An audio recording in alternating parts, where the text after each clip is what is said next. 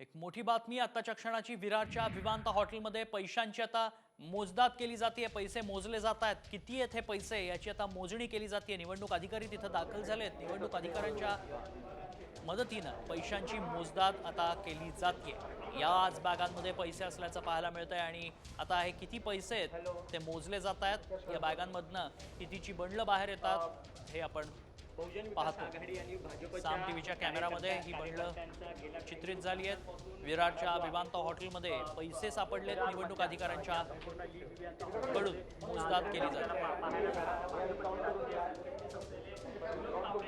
Exclusive दृश्य आता आपण साम टीव्हीवर पाहतोय।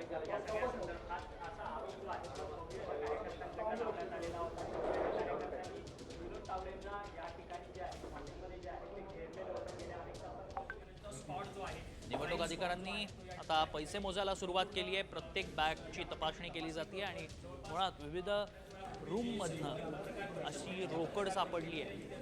त्यामुळे किती रोकड आहे याबाबतचा आकडा लवकरच समोर येणार आहे। त्यामुळे विनोद तावडे यांच्या अडचणीत वाढ होते का हे पाहणं महत्त्वाचं असणार आहे। तावडेंनी पैसे वाटल्याचा आरोप बवियानं केलाय।